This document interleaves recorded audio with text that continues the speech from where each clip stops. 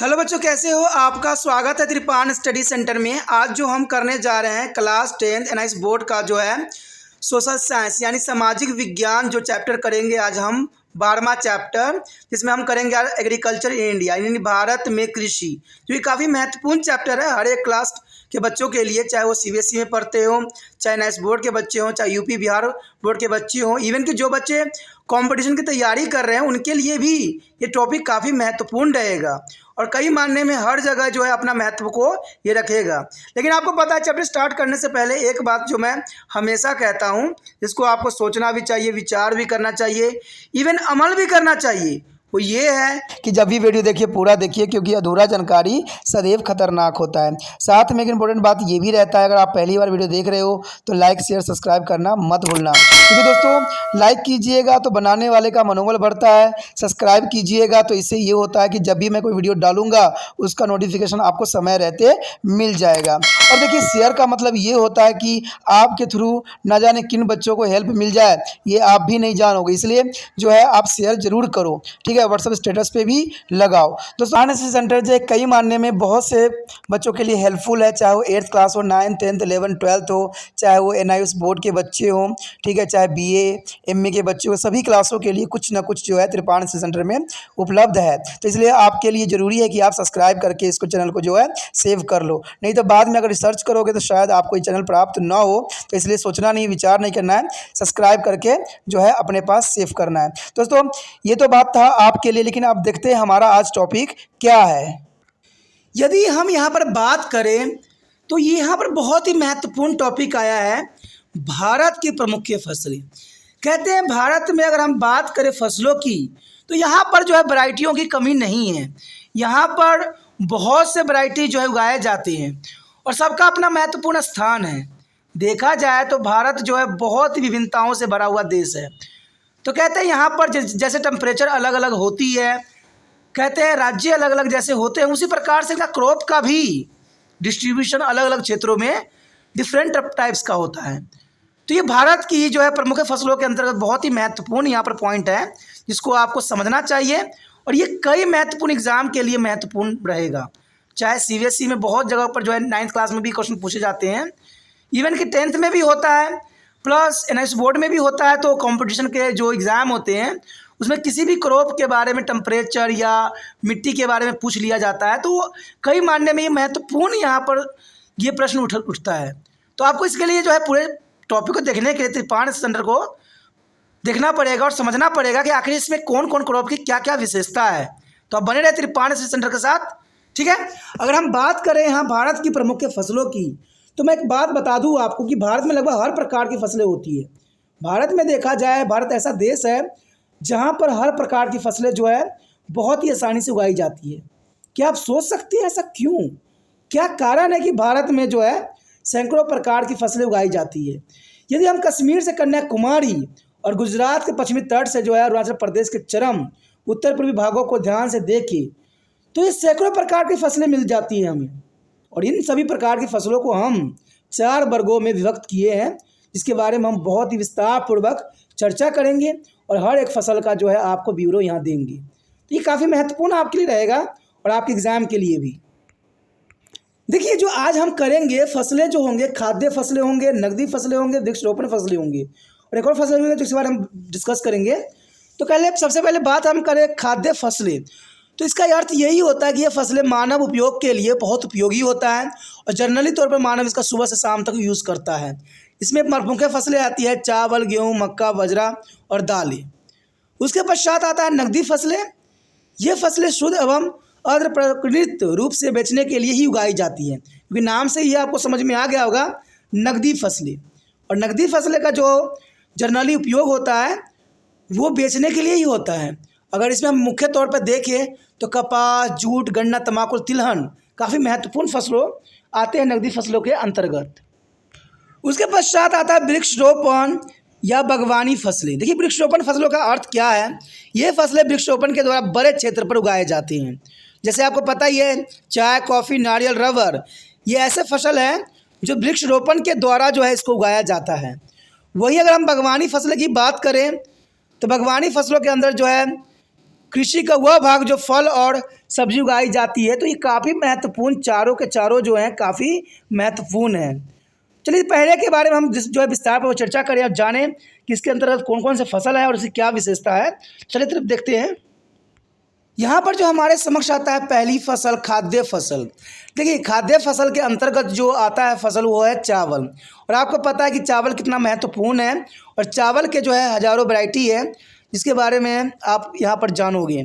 कहते हैं चावल भारत का सबसे महत्वपूर्ण खाद्य फसल है और यह मुख्य रूप से खरीफ या गर्मी की फसल है। यानी खरीफ के फसल के अंतर्गत जो है चावल की फसल आता है। आपको पता है कि चावल जो होती है ह्यूमिडिटी काफ़ी होती है, उस समय लगाई जाती है। यानी जून जुलाई में जो है चावल को लगाने का प्रावधान है और यह देश के कुल खेती क्षेत्र का लगभग 1/3 भाग पर होता है। भारत का यह देखा जाए तो आधी आबादी से ज़्यादा लोगों को भोजन प्रदान करता है। यानी चावल जो है भारत के आधा से अधिक आबादियों को जो है भोजन प्रदान करने के लिए महत्वपूर्ण फसल है। कुल आबादी का ज़्यादातर लोग चावल खाने वाले ही होते हैं। देखा जाए तो चावल काफ़ी जो है लोग शौक से खाते हैं। क्या आप जानते हैं कि चावल उत्पादन के लिए किस किस तरह के भौगोलिक परिस्थिति की आवश्यकता होती है? यदि आप भारत में चावल उत्पादित क्षेत्रों को देखें तो आपको पता चलेगा कि चावल ही एक ऐसी फसल है जो विविध परिस्थितियों में उगाई जाती है। यानी इसकी जो अगर हम बात करें भौगोलिक परिस्थितियाँ तो ये काफ़ी महत्वपूर्ण रहेगा। चलिए देखते हैं भौगोलिक परिस्थितियाँ क्या हमें चावल के बारे में और बताती है। देखिए हमारे समक्ष जो आया है कुछ भौतिक परिस्थितियाँ, यानी चावल की क्या भौतिक परिस्थितियाँ होगी। देखिए दोस्तों, यहाँ पर जो हम तापमान की बात करेंगे, वर्षा की बात करेंगे और वितरण की बात करेंगे तो ये काफ़ी महत्वपूर्ण रहता है हर एक फसलों के लिए या कोई भी मटेरियल्स के लिए। और ये आपको एग्ज़ाम के लिए भी काफ़ी महत्वपूर्ण रहता है क्योंकि एग्जामिनर इन्हीं में से क्वेश्चन पूछता है कि इसके लिए कितने टेम्परेचर की ज़रूरत पड़ता है, किन क्षेत्रों में ये मिलता है, इसके लिए आदर्श जो है वर्षा की कितनी मात्रा होती है और इसका प्रमुख राज्य क्या है। तो ये सारे क्वेश्चन जो है एग्जामिनर की तरफ से पूछे जाते हैं और अगर आप टॉपिक को ही समझ लोगे तो आपके लिए कोई भी क्वेश्चन जो है अछूता नहीं रह पाएगा। तो इम्पोर्टेंट है। चलिए देखते हैं तापमान क्या बताता है हमें। तापमान की बात करें चावल की खेती के लिए तो चावल के लिए गर्म और आर्द्र यानी ह्यूमिडिटी वाला परिस्थितियों की आवश्यकता होती है। यानी इसमें गर्म भी चाहिए और ह्यूमिडिटी भी चाहिए और ये सबसे आदर्श जो होता है जून जुलाई का समय जो होता है इसी प्रकार की होती है। तापमान सामान्यतः अधिक यानी 24 डिग्री सेल्सियस औसतन मासिक तापमान होना चाहिए जो कि एक आदर्श तापमान के रूप में देखा जा सकता है। साथ ही चावल की अच्छी उपज के लिए औसतन तापमान जो है 22 से 32 डिग्री सेल्सियस के बीच सबसे उत्तम माना जाता है। यानी चावल के उत्पादन के लिए 22 से 32 डिग्री सेल्सियस तापमान काफ़ी आदर्श तापमान माना जाता है। यदि हम वर्षा की बात करें तो कहते हैं चावल उत्पादन के लिए जो है 150 से 300 सेंटीमीटर के बीच वर्षा उपयुक्त है। यानी चावल की खेती देखा जाए तो पानी के अंदर ही काफ़ी पर्याप्त होती है, यानी पानी इसके लिए आदर्श होती है। पंजाब, हरियाणा और पश्चिम उत्तर प्रदेश यहाँ वर्षा की मात्रा जो है 100 सेंटीमीटर से भी कम है और चावल खेती सिंचाई की मदद से की जाती है। यानी पंजाब, हरियाणा और पश्चिमी उत्तर प्रदेश में जो है सिंचाई के माध्यम से चावल का उत्पादन जो है धड़ल्ले से किया जाता है। अगर हम बात आगे करें मिट्टी की, मृदा की, तो कहते हैं चावल विभिन्न प्रकार की मिट्टी परिस्थितियों में उगाई जा सकती है। यानी चावल जो है कोई भी मिट्टी में बहुत ही आसानी से उगाई जा सकती है। लेकिन हम अगर आदर्श मिट्टी की बात करें तो चिकनी मिट्टी और बलुआई मिट्टी जो है आदर्श स्थिति प्रदान कर सकती हैं। यानी अगर आप कोई भी मिट्टी में चावल की खेती करोगे तो अच्छा ही होगा, बट इसके लिए अगर और अच्छे चाहते हो तो चिकनी मिट्टी और बलुआई मिट्टी जो है काफ़ी आदर्श मिट्टी माना जाता है। और चावल मुख्य रूप से मैदानी क्षेत्रों में ही उगाया जाता है। यानी चावल के लिए मैदानी क्षेत्र काफ़ी आदर्श क्षेत्र होता है क्योंकि इसको रख रखाव के लिए भी काफ़ी महत्वपूर्ण भी रहता है। और यह समुद्र तल के नीचे जो है केरल के कुहेनियान और उत्तर पूर्वी राज्यों में जो है पहाड़ी ढलानों तथा कश्मीर घाटी में उगाया जाता है। तो ये काफ़ी महत्वपूर्ण है। अगर हम बात यहाँ पर करें श्रम की तो कहते हैं चावल की खेती के लिए आसानी से उपलब्ध सस्ते श्रम की आवश्यकता होती है और चावल खेती से संबंधित गतिविधियों के केंद्र में श्रम ही होता है। इसकी खेती में मशीनीकरण ज़्यादा उपयुक्त नहीं होती। तो ये काफ़ी इसको जो है इम्पोर्टेंट बना देता है कि चावल की खेती के लिए अधिक मशीनों की आवश्यकता नहीं होती है क्योंकि इसको लगाना बहुत ही सरल होता है और इसको काटना भी बहुत सरल होता है।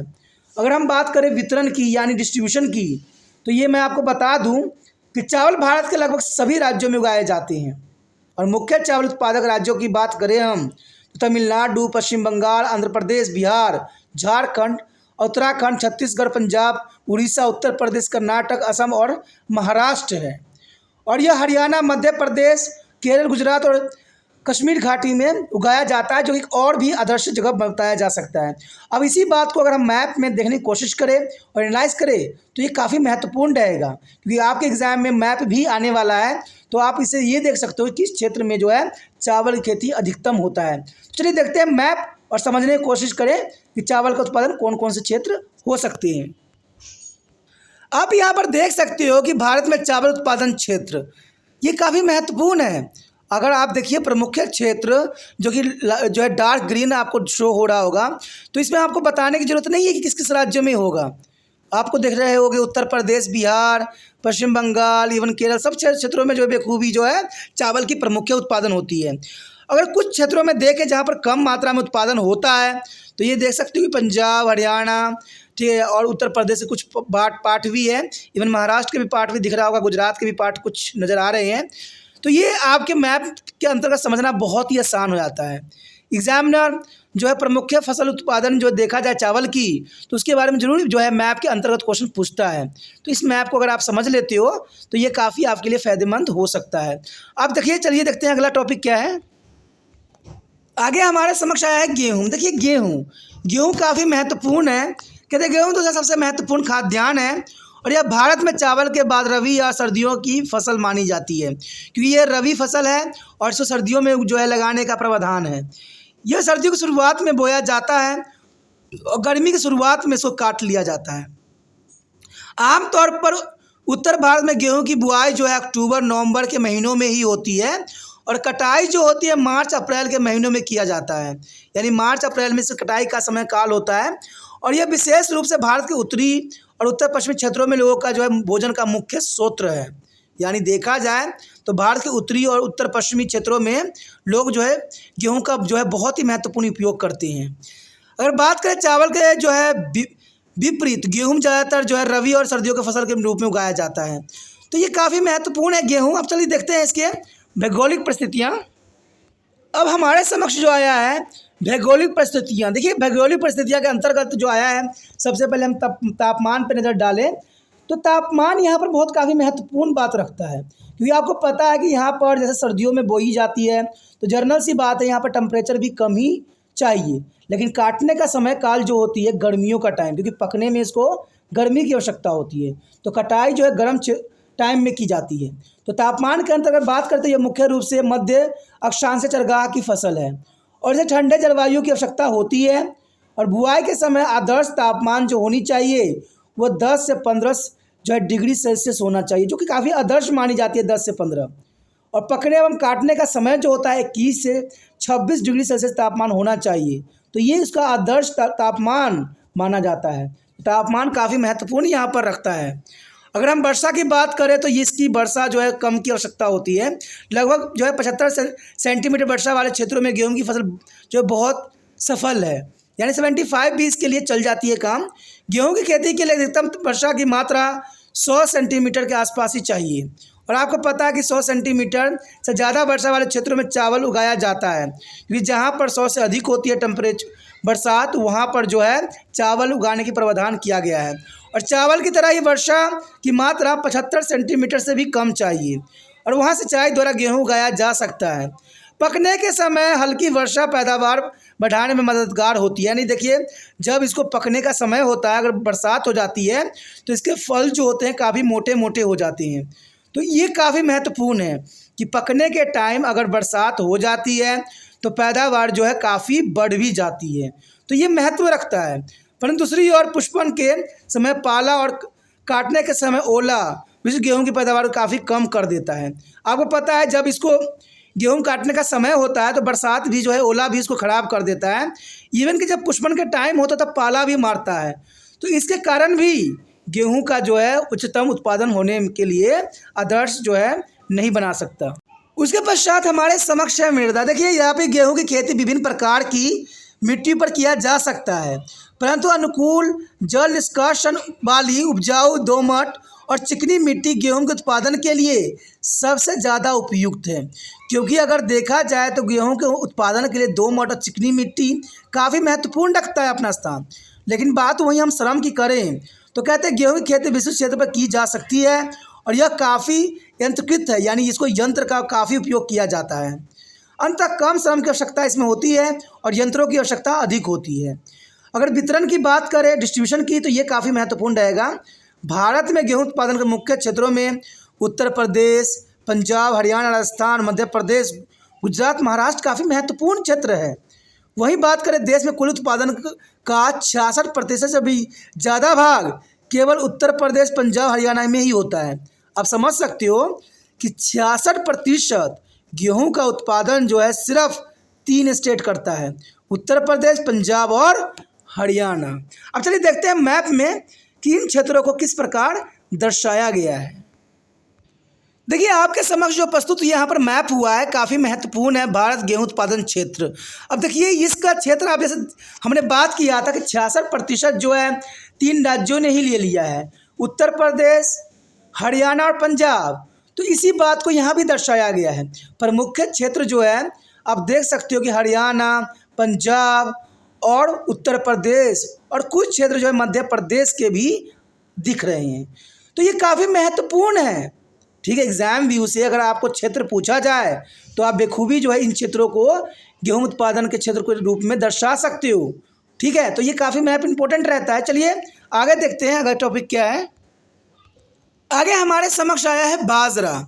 बाजरा कम अवधि वाला गर्म जो है मौसम का फसल है, यानी बाजरा जो है कम अवधि वाला गर्म मौसम का फसल है और ये मोटे अनाज की फसल के रूप में जाना जाता है और इन्हें भोजन और चारा दोनों के लिए उपयोग किया जाता है। भोजन के लिए भी उपयोग किया जाता है तो चारा के लिए भी उपयोग किया जाता है।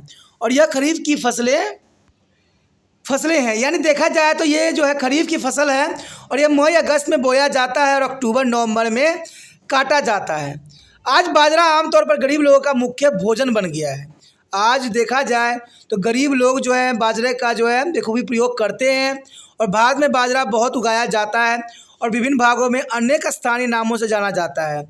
इनमें कुछ ज्वार भी कहते हैं, बाजरा भी कहते हैं, रागी भी कहते हैं, कोरा भी कहते हैं, कोरदो भी कहते हैं, कुटकी भी कहते हैं, राका भी कहते हैं, बाउटी, राजगिरी आदि। यानी देखा जाए तो साधारण नामों में इसको बहुत से नामों से जाना जाता है। और भारत में ज्वार, बाजरा और रागी बड़े क्षेत्र पर उगाए जाते हैं, पर दुर्भाग्य से इस फसलों के अंतर्गत क्षेत्र की कमी बड़ी तेज़ी से हुई है। यानी देखा जाए तो बहुत ही आज के समय में जो है इसका उत्पादन बहुत ही कम गया है।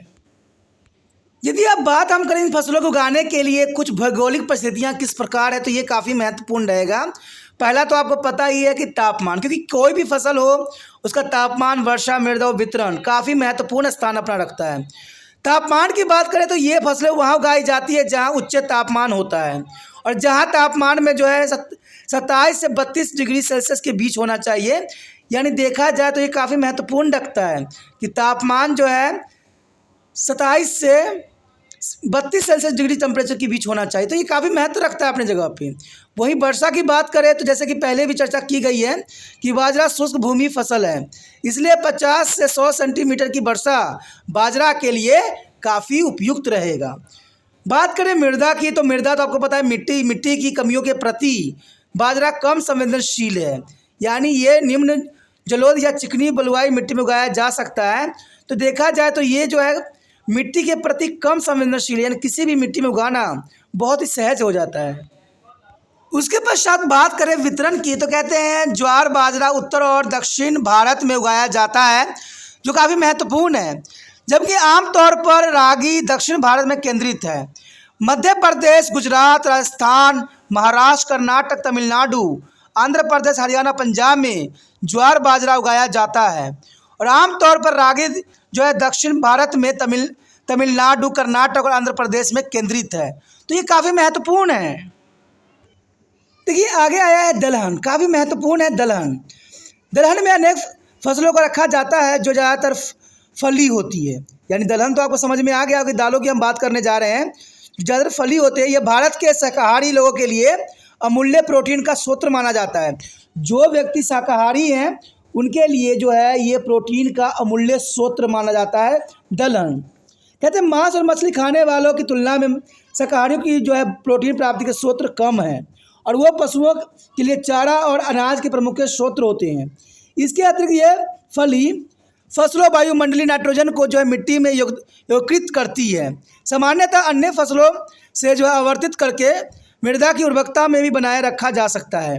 भारत में विभिन्न प्रकार के दलहन पाया जाता है जो कि काफ़ी महत्वपूर्ण है। और भारत में देखिए तो बहुत तरह के जो है दलहन पाया जाता है, और ये चना, तूर, अरहर, उड़द, मूंग, मसूर, कुल्फी, मटर आदि काफ़ी महत्वपूर्ण दलहन चीज़ें हैं। परंतु इस सब में चना और तूर या अरहर ही ज़्यादा महत्वपूर्ण है। यानी चना और अरहर काफ़ी महंगे भी हैं तो काफ़ी उपयोगी भी हैं, और सभी घरों के शान भी हैं। अरहर महंगा है तो चना जो है उससे काफ़ी सस्ता है। तो इनका जो है हर एक घर में अपना महत्वपूर्ण स्थान रखता है। यदि बात हम करें यहाँ चना की तो कहते हैं चना अभी दालों में सबसे महत्वपूर्ण है, और कुल दलहनों के उत्पादन का जो है 37% भाग चने से ही आता है। जबकि चना दालों के कुल क्षेत्रफल का 30% पर ही चना होता है, और यह रबी की फसल है जो सितंबर में नवंबर के बीच में ये बोया जाता है और फरवरी से अप्रैल के बीच में काट लिया जाता है। यह या तो एक नगद फसल के रूप में खेती की जा सकती है, या गेहूँ, जौ, आसी या सरसों के साथ मिलाकर खेती की जा सकती है। तो ये काफ़ी महत्वपूर्ण है, और महत्वपूर्ण तो और भी है इसकी भौगोलिक परिस्थिति। चलिए देखते हैं भौगोलिक परिस्थिति। कहते हैं अगर हम भौगोलिक परिस्थिति की बात करें तो सबसे पहले तो यही आता है तापमान। कहते हैं तापमान विस्तृत जलवायु परिस्थिति में चना की खेती की जा सकती है। यानी कोई भी परिस्थिति जो है तापमान की इसकी खेती के लिए उपयुक्त होती है। लेकिन 20 डिग्री सेल्सियस से 25 डिग्री सेल्सियस तापमान के साथ हल्के शीतलन जलवायु एवं शुष्क अवस्था काफ़ी उत्तम माना जाता है चना की खेती के लिए। और वर्षा की मात्रा देखें तो वर्षा इसमें मान्य नहीं करता, यानी 40 से 45 सेंटीमीटर वर्षा चना की खेती के लिए काफ़ी अनुकूल माना जाता है। अगर हम मिट्टी की बात करें तो ये चिकनी बलुआई मिट्टी पर अच्छी उपज देती है, तो इसलिए चिकनी और बलुआई मिट्टी जो होती है काफ़ी आदर्श मिट्टी मानी जाती है।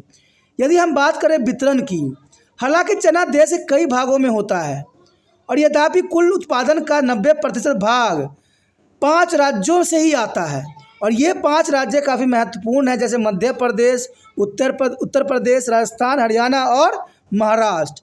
कहते हैं ये 5 राज्य जो है चना उत्पादन के लिए काफ़ी महत्वपूर्ण हैं। उसके पश्चात हमारे समक्ष आता है नकदी फसलें। देखिए नकदी फसलें का अपना एक अलग स्थान है, और ये व्यापार के लिए बखूबी यूज़ किया जाता है, तो इसकी महत्वता को हम नज़रअंदाज नहीं कर सकते। यद्यपि पाठ की शुरुआत में उल्लेख किया गया था कि नकदी फसलें उन फसलों को कहा जाता है जिसे या तो शुद्ध या जो है अर्ध प्रकृति के रूप में बेचने के लिए ही उगाया जाता है। और इस भाग में कुछ चुने हुए नकदी फसलों के बारे में हम जानकारी प्राप्त करेंगे, जैसे गन्ना, कपास, जूट, 2 पेय पदार्थ, चाय और कॉफ़ी के बीज, तिलहन, मूंगफली, सरसों और जैद सीड्स। तो काफ़ी महत्वपूर्ण है ये। और इस भाग में हम अधिक जो चयनित नकदी फसल यानी गन्ना, कपास, जूट के बारे में सीखेंगे। देखिए सबसे पहले हम देखते हैं कि पहला हमारा जो है फसल नकदी फसल कौन है। पहली जो यहाँ पर नकदी फसल आया है वह गन्ना। देखिए क्या आप अपने दिनचर्या में बिना चीनी के जीवन की कल्पना कर सकते हो? संभव ही नहीं है। आज देखिए कहते हैं शुगर की भी बीमारी है, लेकिन शुगर के बिना हम रह नहीं सकते। तो आप सोच सकते हो कि हमारा जो दिनचर्या होती है वो चीनी से कहीं ना कहीं शुरू ही होती है। चीनी के बिना जीवन के बारे में सोचना असंभव सी बात लगती है। क्या आप जानते हैं कि गन्ना बांस परिवार के अंतर्गत आता है? यानी गन्ना जो होता है बांस के अंतर्गत आता है, यानी बम्बू जो होती है इसके वंशज के रूप में देखा जा सकता है। और यह भारत के लिए स्वदेशी है, और यह एक खरीफ फसल है। यह चीनी, गुड़ और जो है खड़ साड़ी का जो है मुख्य स्रोत के रूप में देखा जाता है। इवन की शराब तैयार करने के लिए कच्चे माल प्रदान करता है, यानी शराब का जो है उत्पादन के लिए भी जो है गन्ने का हम बेखूबी उपयोग करते हैं। खोए, कुचले और गन्ने के अवशेष का भी कई उपयोग होते हैं, और ये काफ़ी महत्वपूर्ण है। यह कागज़ बनाने के लिए भी प्रयोग किया जाता है, और यह पेट्रोल उत्पादन के लिए कारगर विकल्प है। यानी पेट्रोल उत्पादन करने के लिए गन्ना जो है कारगर विकल्प के रूप में आने वाला समय में अपना स्थान निभा सकता है। इसके अतिरिक्त अन्य रासायनिक उत्पादक का भी विकल्प के रूप में है, और इसके चारों के रूप में भी उपयोग किया जाता है। तो चारों के रूप में भी उपयोग करना बहुत ही महत्वपूर्ण बनाता है। गन्ना के उत्पादन के लिए कुछ भौगोलिक स्थिति इस प्रकार से हम समझ सकते हैं। सबसे पहले तो तापमान की बात करें तो यहाँ पर इसके लिए वार्षिक औसत तापमान जो है 21 से 27 डिग्री सेल्सियस के साथ गर्म और आर्द्र जलवायु की आवश्यकता होती है। यानी ये ह्यूमिडिटी कंडीशन में काफ़ी अच्छा ग्रोथ करता है। वर्षा की बात करें तो गन्ना की खेती के लिए जो है 75 से 150 सेंटीमीटर वर्षा काफ़ी अनुकूल मानी जाती है। और जहां वर्षा निर्धारित सीमा से भी कम हो उन क्षेत्रों में सिंचाई की आवश्यकता होती है। तो ये सिंचाई के द्वारा भी इसकी उत्पादन बढ़ाया जा सकता है। उसके पश्चात आता है मिट्टी। देखिए, यह विभिन्न प्रकार की मिट्टियों में उगाया जा सकता है। वास्तव में गन्ना किसी भी मिट्टी में हो सकती है। गन्ना जो है किसी भी मिट्टी में होना इस स्वाभाविक बनाता है, जिसमें नमी बनाए रखने की क्षमता हो। यानी नमी होगा तो गन्ना की खेती बखूबी की जा सकती है। लेकिन गहरी चिकनी बलुआई मिट्टी इसके पैदावार के लिए एक आदर्श मिट्टी मानी जाती है। लेकिन देखा जाए तो गहरी चिकनी बलुआई मिट्टी इसके पैदावार के लिए आदर्श मिट्टी है। और मिट्टी जो है नाइट्रोजन, कैल्शियम और फास्फोरस में समृद्ध होना चाहिए। लेकिन ना तो ये अम्लीय हो और ना ही क्षारीय हो। ये भी बहुत काफ़ी महत्वपूर्ण है। ना तो ये अम्लीय में होता है, ना अधिक क्षारीय में होता है। ये न्यूट्रल में काफ़ी अच्छा फसल दे सकता है।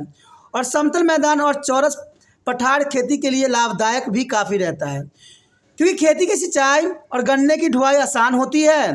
तो गन्ने की खेती के लिए ज़्यादा खाद और उर्वरक की आवश्यकता है, क्योंकि यह जल्दी और बड़े पैमाने पर मिट्टी की उर्वरकता को खींच लेती है। क्योंकि कहते हैं ये काफ़ी मात्रा में जो है मिट्टी की उर्वरकता जो बहुत आसानी से हर्ष कर देती है। उसके पश्चात बात करें हम श्रम की, तो कहते हैं यह श्रम केंद्रित होती है और इसके लिए जो है सस्ते श्रम की आवश्यकता होती है। हर एक अवस्था में मानव के उपयोग की आवश्यकता होती है, जैसे बुआई के लिए, गुड़ाई, निराई, सिंचाई, कटाई तक गन्ने के जो है चीनी मिल तक की धुलाई। तो काफ़ी महत्वपूर्ण है। अगर हम वितरण की बात करें, दुनिया में गन्ने की खेती का धार भारत में सबसे बड़ा क्षेत्र है। यानी देखा जाए तो गन्ना के उत्पादन में भारत नंबर 1 है और दूसरा नंबर पर स्थान आता है ब्राज़ील का। यानी भारत नंबर 1 है गन्ना के उत्पादन में और दूसरा नंबर पे आता है ब्राज़ील। जहाँ तक भारत में गन्ने की खेती की वितरण के संबंध है, देश में 3 विशिष्ट क्षेत्रों में ये उगाए जाते हैं। तो ये देखते हैं कौन कौन से 3 क्षेत्र हैं। देखा जाए तो सतलुज जो है पंजाब, बिहार तथा जो है सतलुज गंगा का मैदान भाग देश के 51% गन्ना क्षेत्र तथा 60% गन्ना उत्पादन करता है। तो आप समझ सकते हो सतलुज पंजाब से बिहार तक जो है कितना महत्वपूर्ण है। बात करें पश्चिमी घाट से पूर्वी घाटों के साथ महाराष्ट्र जो है तमिलनाडु तक काली मिट्टी का एक पट्टी है। अगर बात करें तटीय आंध्र प्रदेश की कृष्णा नदी आदि का, तो ये काफ़ी महत्वपूर्ण है। यहाँ पर मैप में भी आप देख सकते हो भली भांति कि गन्ना के प्रमुख क्षेत्र जो है, जैसे आप देख सकते हो पंजाब, हरियाणा, उत्तर प्रदेश, बिहार के भी कुछ क्षेत्र हैं। इवन कि महाराष्ट्र भी दिख रहा होगा, गुजरात भी दिख रहा होगा। तो काफ़ी महत्वपूर्ण क्षेत्र है गन्ना उत्पादन के क्षेत्र के अंतर्गत। और कई बार एग्जाम में ये क्वेश्चन आता भी है और मैप में भी भरने को आता है। तो ये काफ़ी आपके लिए महत्वपूर्ण मैप रहता है। उसके पश्चात आता है कपास। देखिए, कपास काफ़ी महत्वपूर्ण है। कपास ना केवल भारत बल्कि पूरी दुनिया के सबसे महत्वपूर्ण रेशेदार फसल है। यानी कपास देखा जाए तो हर क्षेत्र में अपना विशेष स्थान रखता है। और यह न केवल सूती वस्त्र उद्योग के लिए कच्चा माल उपलब्ध कराता है, बल्कि इसके बीज से वनस्पति तेल उद्योग में भी काफ़ी महत्वपूर्ण स्थान रहता है। तो आप समझ सकते हो कि कपास की फसल कितना महत्वपूर्ण है। कहते हैं टेक्सटाइल इंडस्ट्री के साथ साथ जो है ये रिफाइनरी ऑयल के क्षेत्रों में भी काफ़ी कारगर सिद्ध होता है। कपास के बीज भी बेहतर दूध उत्पन्न के लिए दुधारू पशुओं के चारे के रूप में भी उपयोग किया जाता है। ये कपास के बीज से जो है बेहतर दूध देने वाले गायों में जो काफ़ी महत्वपूर्ण यहाँ पर स्थान रखता है। कपास मूल्य जो है स्वरूप से ये काफ़ी खरीफ के फसल के रूप में वर्गीकृत किया गया है और उष्णकटिबंधीय और उप उष्णकटिबंधीय क्षेत्रों में होता है। तो कपास की खेती काफ़ी महत्वपूर्ण है हर क्षेत्रों के लिए। लेकिन सबसे महत्वपूर्ण इसकी भौगोलिक परिस्थितियाँ हैं। चलिए देखते हैं भौगोलिक परिस्थिति देख के ही हम आगे एनालाइज कर सकते हैं। यहाँ पर देखिए कि भौगोलिक परिस्थितियाँ किस प्रकार है। अगर हम तापमान की बात करें तो कपास उष्णकटिबंधीय और उप उष्णकटिबंधीय क्षेत्रों की फसल है और इसके लिए सामान्य रूप से तापमान चाहिए 21 से लेकर 30 डिग्री सेल्सियस के बीच होना चाहिए। यानी 21 से 30 डिग्री सेल्सियस जो है एक आदर्श तापमान माना जा सकता है। यदि हम वर्षा की बात करें तो वर्षा आमतौर पर कम से कम पाला मुक्त यानी 210 दिन वाले क्षेत्रों में उगाया जा सकता है और इसके लिए 50 से 100 सेंटीमीटर वर्षा की आवश्यकता होती है। जहाँ वर्षा 50 सेंटीमीटर से भी कम है वहाँ सिंचाई द्वारा सफलतापूर्वक जो है इसे उगाया जा सकता है। और अच्छे कपास की उपज के लिए आरंभ में उच्च वर्षा और प्रवृत्त होने के समय शुष्क और धूप वाला मौसम काफ़ी लाभदायक होता है। जैसे कि आप समझ सकते हो गेहूं का जैसे पैदावार होता है वैसा ही इसका भी उसी के अंतर्गत आता है कि गेहूं में भी होता है तापमान जो है बुआई के समय कम चाहिए और कटाई के समय उच्च तापमान की आवश्यकता होती है। उसके पश्चात आता है मृदा। देखिए कपास की खेती बहुत ही बारीक से डेक्कन और मलबा पठार की काली मिट्टियों में संबंधित है। हालांकि ये सतलुज गंगा के मैदान और प्रायद्वीपीय भारत के लाल और लेटराइट जलोढ़ मृदा में अच्छी तरह से उपजाया जाता है, तो ये काफ़ी महत्वपूर्ण रखता है। यदि आप बात करें हम श्रम की तो कहते हैं कपास के चुनने के काम को अब तक जो है यंत्रीकृत नहीं किया जा सका, क्योंकि कपास को चुनने के लिए अभी भी मशीनों का उपयोग इसमें नहीं किया जाता है। अंत कपास को चुनने के लिए सस्ते एवं कुशल मजदूर की आवश्यकता होती है, क्योंकि आने वाला समय में हो सकता है कि यंत्र बन जाए इसके लिए, लेकिन अभी तो जो है हम श्रम पे ही निर्भर है। अगर हम वितरण की बात करें तो भारत में विश्व का सबसे बड़ा कपास उगाने का क्षेत्र है, यानी भारत में सबसे अधिक जो है कपास उगाई जाती है तथा यह विश्व के तीसरा बड़ा उत्पादक देश है। यानी भारत जो है विश्व में तीसरा बड़ा देश है और सबसे पहला नंबर पे चीन आता है, उसके बाद संयुक्त राज्य अमेरिका आता है, उसके बाद तीसरा नंबर पर भारत का स्थान है। क्योंकि कपास आपको पता है इतना महत्वपूर्ण है, तभी तो चाइना का अर्थव्यवस्था इतनी मजबूत है और इवन कि संयुक्त राज्य अमेरिका का भी अर्थव्यवस्था इतना मजबूत है, क्योंकि वो कपास की फसल के लिए काफ़ी अनुकूल है और वो काफ़ी इस पर जोर भी देती है। इसलिए चीन और संयुक्त राज्य अमेरिका नंबर 1-2 पे है और भारत जो है तीसरे नंबर पे इसके अंतर्गत आता है। और कई बार ये क्वेश्चन पूछ लिया जाता है कि कपास की खेती के लिए सबसे जो है किस राज्य में सबसे किस देश में सबसे अधिक होता है, तो चीन सबसे नंबर 1 है, तो आपको पता लग ही गया होगा। और ये भी पूछा जा सकता है भारत का जो है कपास उत्पादन में कौन सा नंबर है, तो नंबर तीसरा है। तो कई तरह के क्वेश्चन पूछे जा सकते हैं, सिर्फ आपको टॉपिक समझ में रहना बहुत जरूरी है। देश के भीतर कुल क्षेत्रफल और उत्पादन का 2/3 भाग 4 राज्यों से ही आता है। कपास उत्पादन के लिए मुख्य राज्य जो है पंजाब, महाराष्ट्र, गुजरात, हरियाणा, इन क्षेत्रों में उगाई जाती है। और ये आप जानते भी हो कि ये क्षेत्र काफ़ी अमीर है, क्योंकि कपास इतनी महत्वपूर्ण है कि हर जगह जो है अपनी महत्ता को बनाए रखता है। अब चलिए इसी के अंतर्गत हम मैप भी देख लेते हैं, और मैप में जनरली सी बात है वो पंजाब, महाराष्ट्र, गुजरात और हरियाणा का ही जो है बात देखिए दिखाई देगी, प्लस कुछ और भी दिखाई देगी। तो चलिए मैप को हम अध्ययन करें और समझने की कोशिश करें कि मैप में जो है कपास का वितरण किस प्रकार से दर्शाया गया है। देखिए आपके समक्ष जो प्रस्तुत हुआ है भारत में कपास उत्पादक क्षेत्र, जैसे कि आप देख ही रहे होंगे कि ये जो काफ़ी है, गुजरात भी दिख रहा होगा आपको, महाराष्ट्र भी, पंजाब, राजस्थान के क्षेत्र भी कुछ दिख रहे हैं। तो ये कपास उत्पादन के लिए काफ़ी प्रमुख क्षेत्र हैं जो आपके स्क्रीन पे मैप के अंतर्गत दिखाई दे रहा है। तो ये काफ़ी महत्वपूर्ण है और काफ़ी ज़रूरी भी है। उसके पश्चात हमारे समक्ष आता है तिलहन। देखिए भारत में वर्जनिक फसलों के महत्वपूर्ण समूहों में तिलहन एक बहुत ही काफ़ी महत्वपूर्ण फसल है और भारत तिलहन के क्षेत्र और उत्पादन विश्व में अग्रणी है, यानी काफ़ी महत्वपूर्ण जो है तिलहन के उत्पादन भारत का स्थान सबसे महत्वपूर्ण है। वास्तव में भारत के तिलहन से निकलते तेल न केवल हमारे आहार का मुख्य भाग है, बल्कि हाइड्रोकृत तेलों, पेंट, वर्निश, साबुन, चिकनाई आदि निर्माण के लिए कच्चे माल के रूप में इसको इस्तेमाल किया जाता है। इसलिए तिलहन जो है काफ़ी महत्वपूर्ण अपना स्थान रखता है। तिलहन से तेल निकलने के बाद जो है बचा अवशेष महत्वपूर्ण पशु आहार और खाद्य के रूप में भी इस्तेमाल किया जाता है। तो आप समझ सकते हो कि पशुओं के लिए भी इम्पोर्टेंट है, प्लस खेत के लिए भी इम्पोर्टेंट है, और इम्पोर्टेंट इवन कहते हैं ह्यूमन्स के भी लिए, मानव के लिए भी काफ़ी महत्वपूर्ण है। और इसे न जाने कितने प्रकार के चीज़ों का जो है सफलतापूर्वक प्रयोग किया जाता है। अगर सबसे पहले हम तिलहन की बात करें तो आता है मूंगफली। मूंगफली ये भारत का सबसे महत्वपूर्ण तिलहन है और मूंगफली खरीफ और रबी फसल दोनों के रूप में उगाया जाता है। अब देखिए काफ़ी महत्वपूर्ण क्वेश्चन बन गया ना यहाँ पर कि ऐसा कौन सा फसल है जो खरीफ के अंतर्गत भी आता है और रबी के भी अंतर्गत आता है। तो ऐसा फसल सिर्फ मूंगफली है। मूंगफली खरीफ और रबी फसल दोनों के रूप में उगाया जाता है, लेकिन कुछ क्षेत्रफल का जो है 90 से 95% क्षेत्र खरीफ फसलों के रूप में ही है। यानी देखा जाए तो मुख्य तौर पर इसको खरीफ की फसल ही कहा जाता है, लेकिन इसको रबी की फसल के रूप में भी उगाने का प्रावधान है। अब यदि हम बात करें तापमान की तो कहते हैं तापमान काफ़ी महत्वपूर्ण रखता है, जो कि हमारा भौगोलिक परिस्थिति के अंतर्गत है। उष्णकटिबंधीय जलवायु में सबसे अच्छा उपज होता है और इसके लिए 20 डिग्री सेल्सियस से लेकर 30 डिग्री सेल्सियस तापमान की आवश्यकता होती है।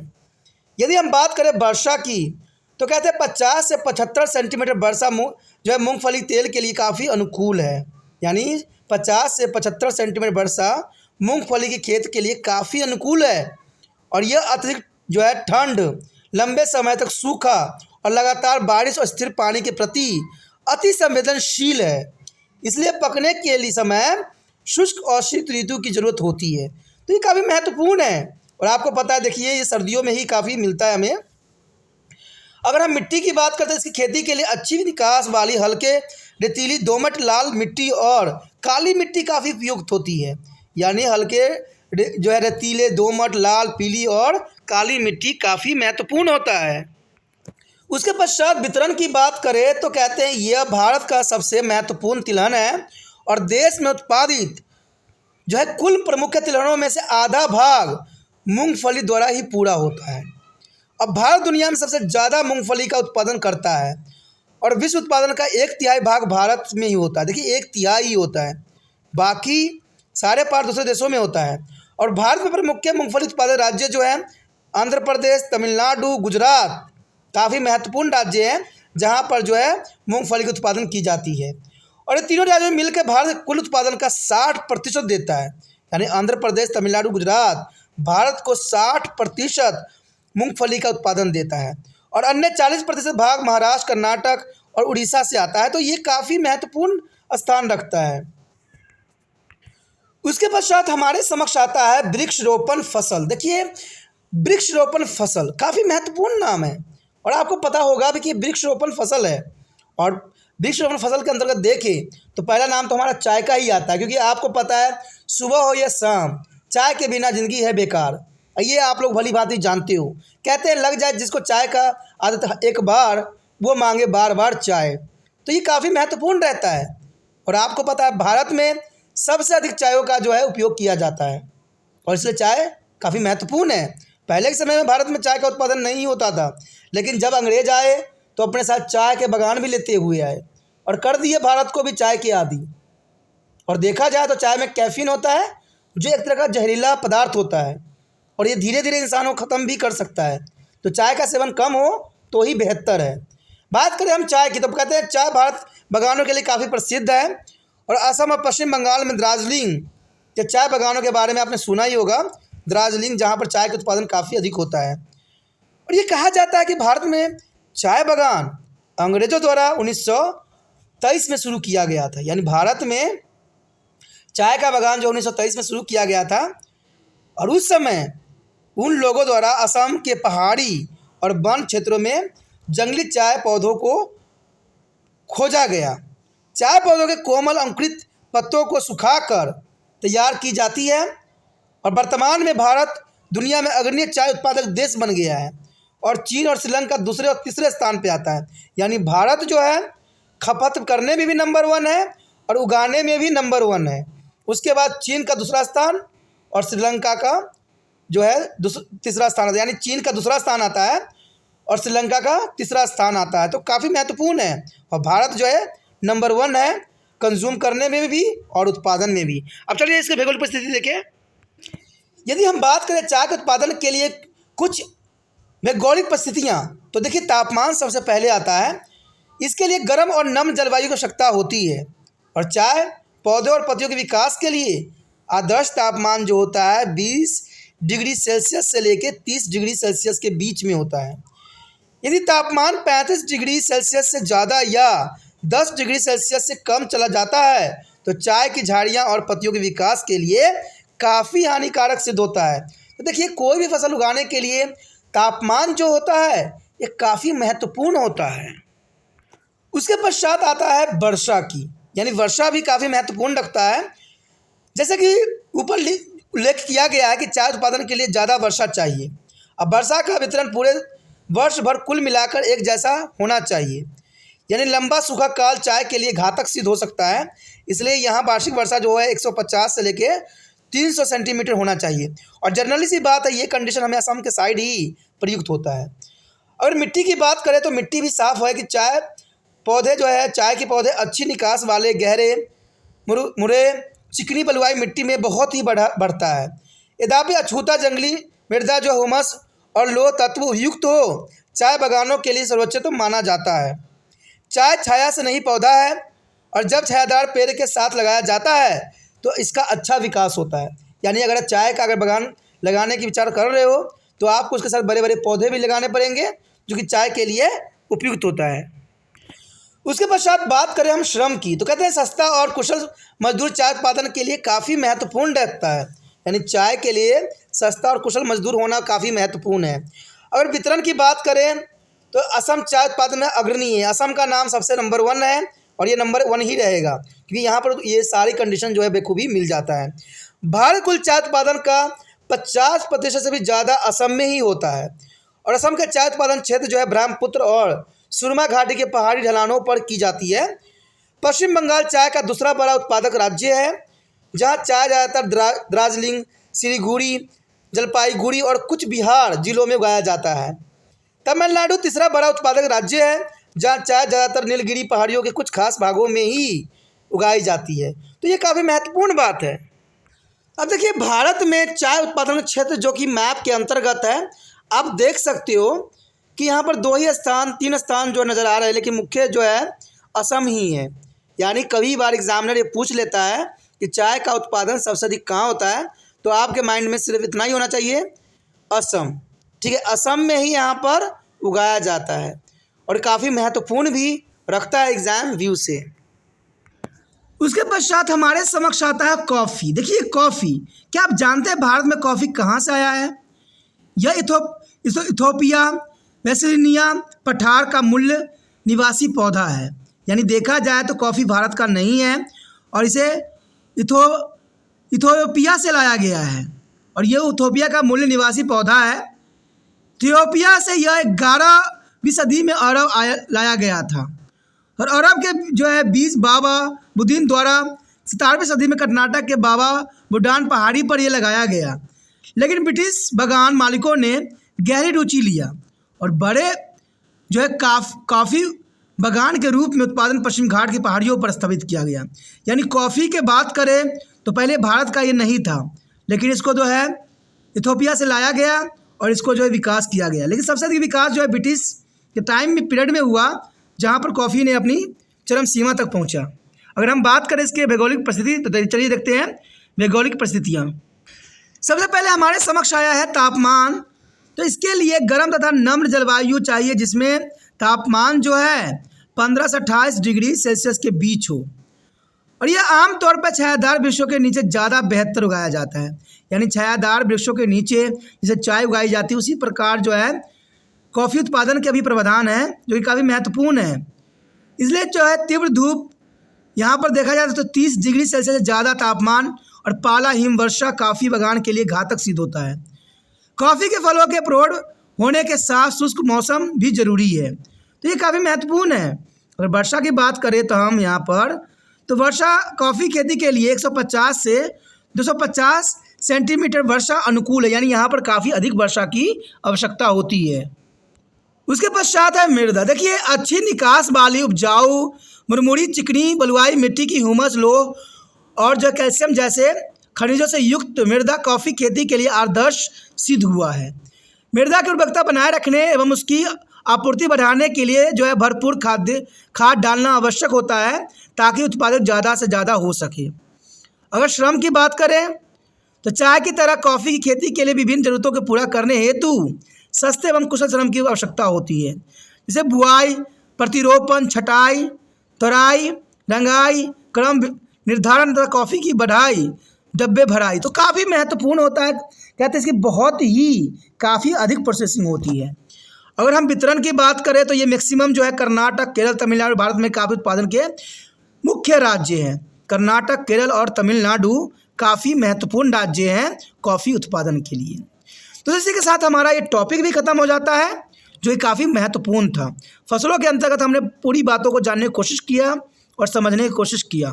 अगर ये बातें आपको अच्छी लगी, समझ में आया, तो जितना हो सके इस वीडियो को शेयर करना है।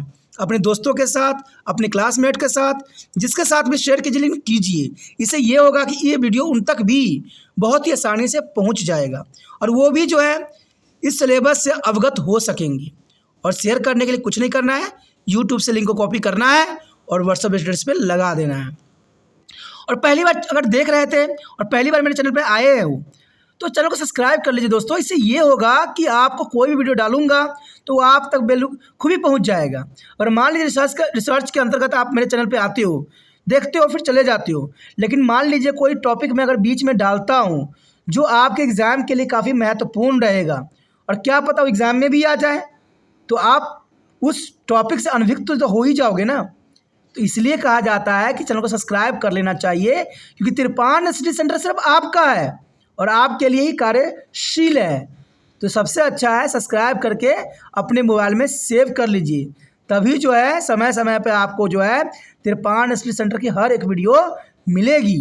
तो सोचना नहीं है, विचार नहीं कीजिए, अच्छे काम के लिए विचार की आवश्यकता नहीं होती है। तो जल्दी अभी जो रेड बटन आपके स्क्रीन पर दिख रहा है सब्सक्राइब का, उसको दबाइए और तिरपान स्टडी सेंटर के साथ जुड़ जाइए।